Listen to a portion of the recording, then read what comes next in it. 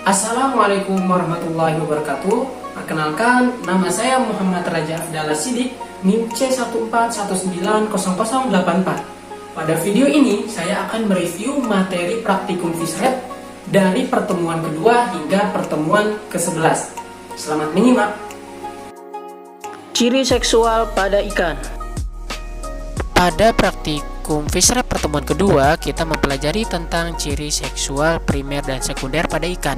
Nah, di sini saya akan menjelaskan salah satu ciri seksual primer dan sekunder ikan, yaitu ikan patin.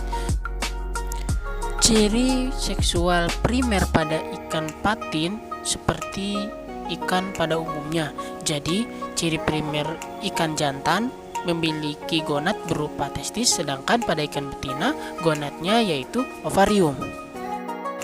Dari gambar ini kita bisa tahu ciri seksual sekundernya, di mana pada ikan patin jantan tubuhnya itu lebih ramping dibandingkan ikan patin betina, dan warna ikan jantan juga lebih mencolok dibandingkan ikan betina. Organ reproduksi ikan. Sebenarnya organ reproduksi jantan dan reproduksi betina sudah disinggung pada pertemuan kedua. Jadi di mana organ reproduksi jantan itu berupa testis dan organ reproduksi betina yaitu ovarium. Nah, di sini lubang orogenitalnya berbeda antara jantan dan betina. Di jantan, lubang spermanya itu satu saluran dengan urin.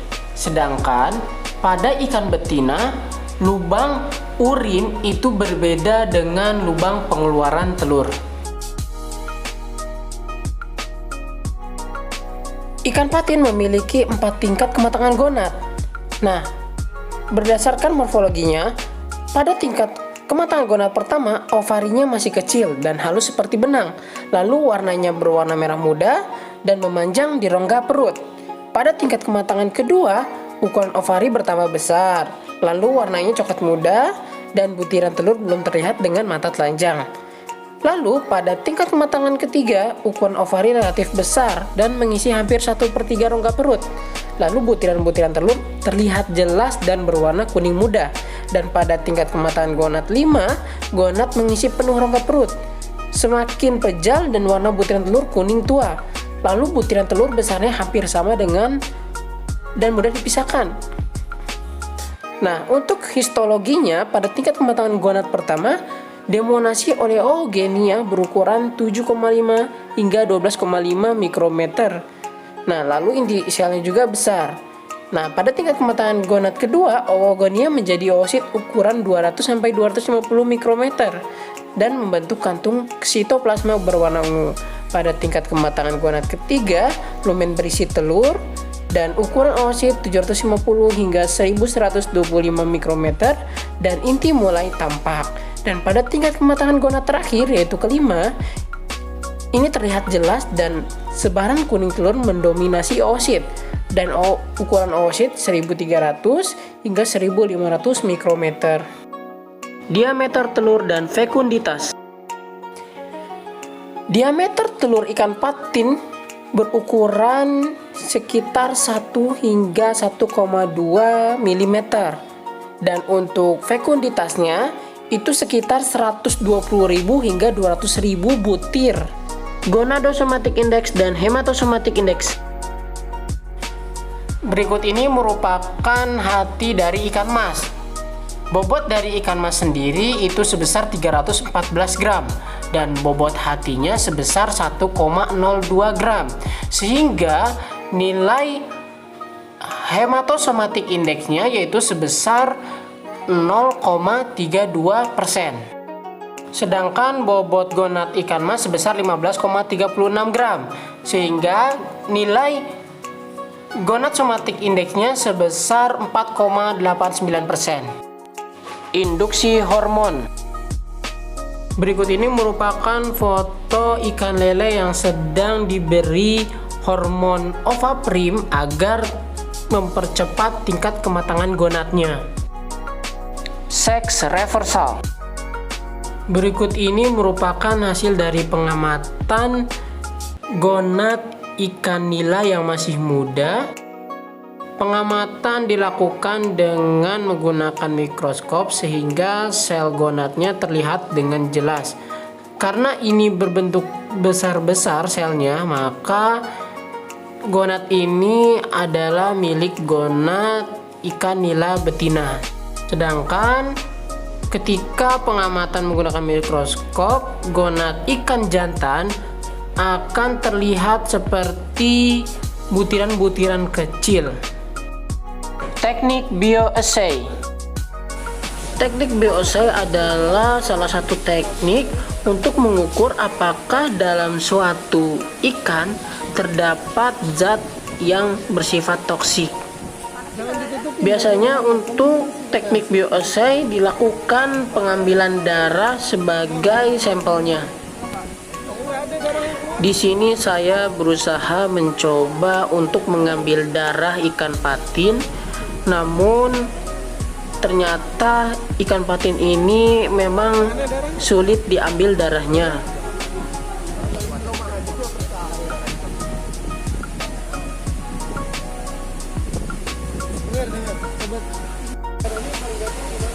Dan ini merupakan video pengambilan darah ikan lele yang dilakukan oleh teman saya, dan dia berhasil mengambil darah ikan lele tersebut.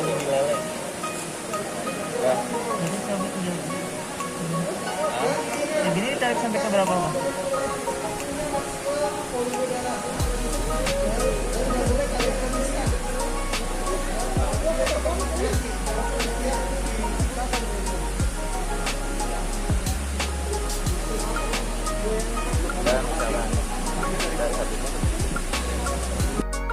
Pengawetan sperma.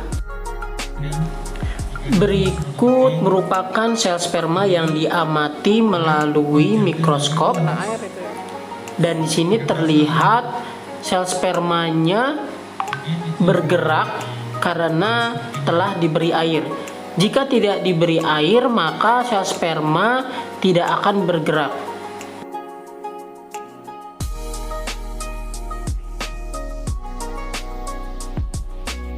Dokumentasi praktikum online.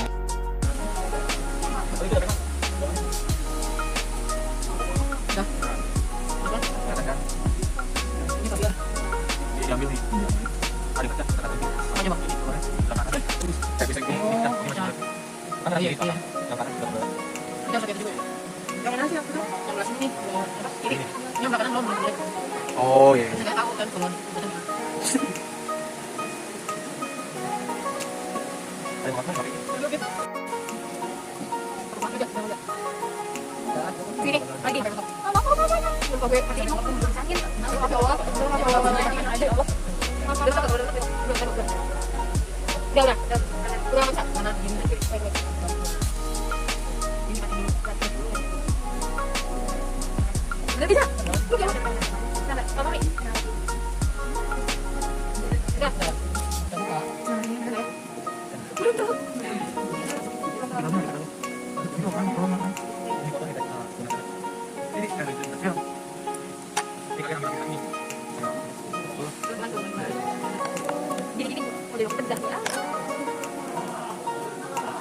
Nih, identifikasi.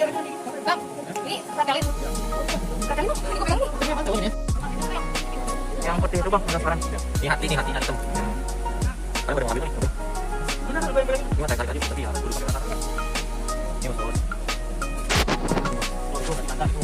Yang ungu itu siapa bang? Ini. Bukan yang hijau, yang hijau. Ini kita dulu hati, jadi diambil dulu.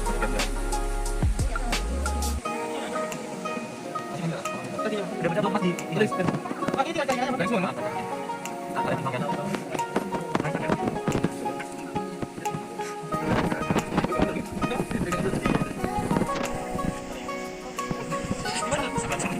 Ya. Ini aja bisa, Bang?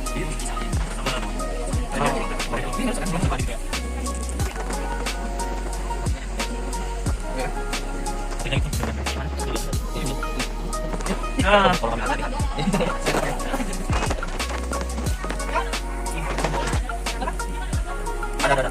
Sampai. Baju sarapan tadi sudah malam. Kalau sarapan tadi sudah malam.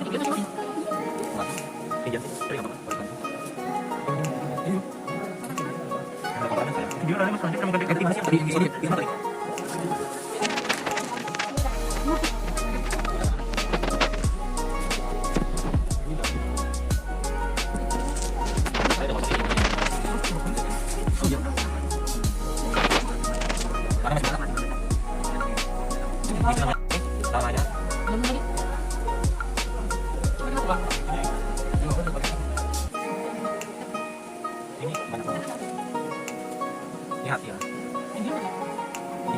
Yang putih-putih dong ya. Yang renang. Terus bisa coba kan.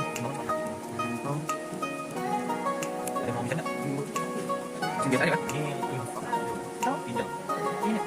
Ini tadi. Ya, item dikit juga hati. Yang dikit ini yang lepas tadi. Itu ginjal. Ini apa, Bang? Apa ini? Ini kan ada legit. Pokoknya di batu lebih gampang dari